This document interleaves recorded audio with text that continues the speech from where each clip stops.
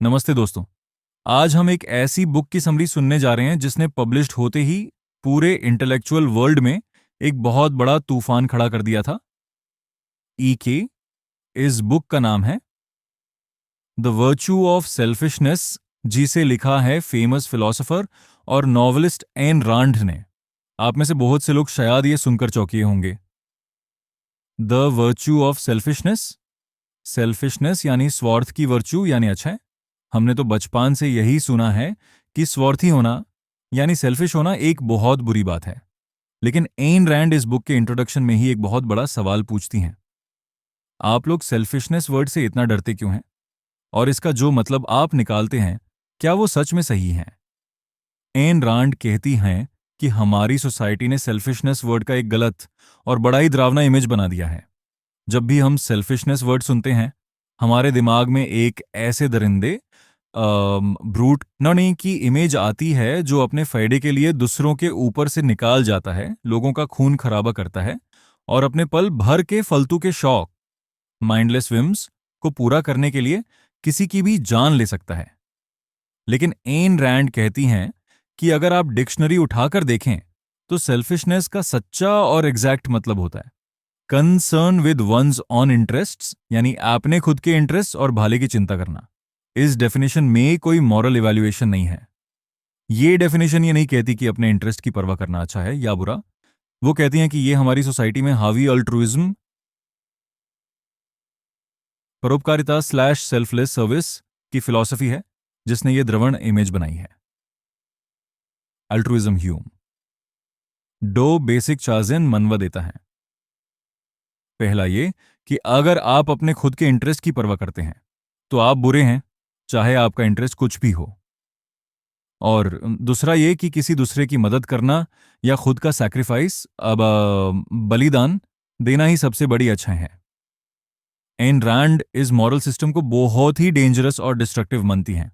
वो कहती हैं कि इस तरह के मॉरल सिस्टम में एक इंडस्ट्रियलिस्ट जो मेहनत करके वेल्थ क्रिएट करता है और एक गैंगस्टर जो बैंक डकैत करता है, दोनों को एक ही स्केल पर सेल्फिश और इमोरल बोल दिया जाता है क्योंकि दोनों ही अपने खुद के फायदे के लिए काम कर रहे हैं।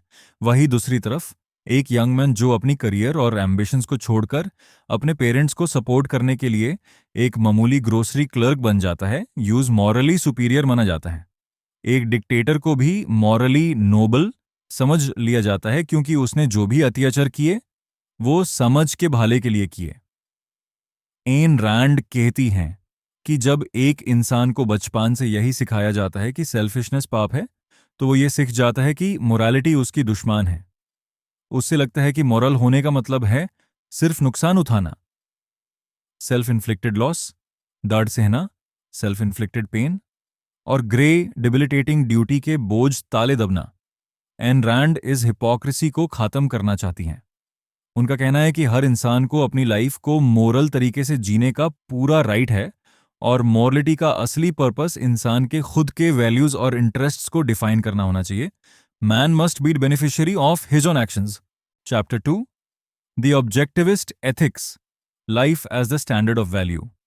अब आते हैं बुक के सबसे कोर चैप्टर पर जिसका नाम है द ऑब्जेक्टिविस्ट एथिक्स। एंड रांड अपनी फिलॉसफी को ऑब्जेक्टिविज्म कहती हैं और इस फिलॉसफी के हिसाब से एथिक्स या मोरालिटी कोई मिस्टिक फैंटेसी नहीं है, न ही कोई सोशल कन्वेंशन है और न ही कोई फालतू का सब्जेक्टिव लग्जरी जिसे जब चाहे बदल दिया जाए। एथिक्स इंसान के सर्वाइवल, जीवित रहने के लिए एक ऑब्जेक्टिव नेसेसिटी है। ओ लेकिन सवाल ये उठता है, why does man need a code of values?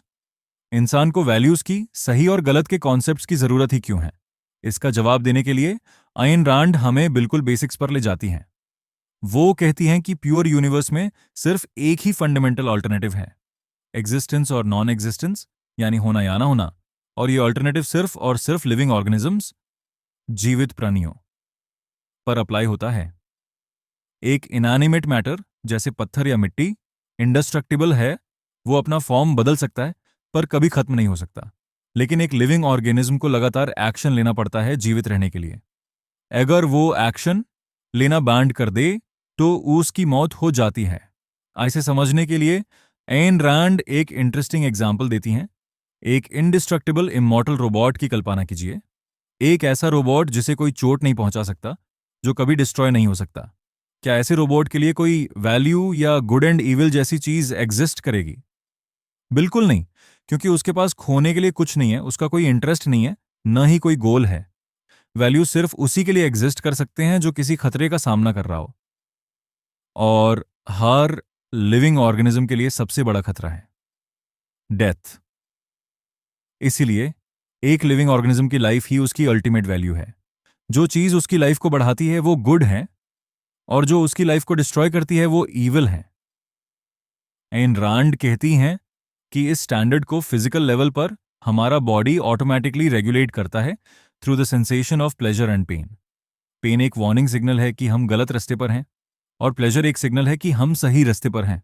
लेकिन प्लांट्स और एनिमल्स के पास ऑटोमेटिक वैल्यूज होते हैं जो उनके नेचर से डिसाइड होते हैं। एक जानवर के पास सेंसेस होते हैं जो यूज ऑटोमेटिकली बताते हैं कि क्या उसके लिए सही है और क्या गलत। लेकिन इंसान, मैन के पास ऐसा कोई ऑटोमेटिक सर्वाइवल मैकेनिज्म नहीं है। हमारे सेंसेस हमें ऑटोमेटिकली ये नहीं बताते कि हमें क्या खाना चाहिए, कौन सा गोल परस्यू करना चाहिए, या कौन सा करियर चुनना चाहिए। Man has to discover the answers to all these questions, और ये आंसर्स हम सिर्फ और सिर्फ अपने दिमाग से, यानी रीजन के थ्रू ही डिस्कवर कर सकते हैं।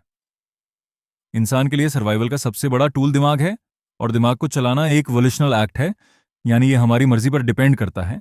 आप चाहें तो फोकस करें, सोचें और रियलिटी को समझें, या फिर आप चाहें तो अपने माइंड को अनफोकस करके दाजे में घूमते रहें और सुबहुमन लेवल पर रिएक्ट करें। लेकिन याद रखिए, आप रियलिटी को इग्नोर करने के लिए फ्री हैं, पर रियलिटी को इग्नोर करने के अंजाम डिस्ट्रक्शन से बचने के लिए फ्री नहीं है।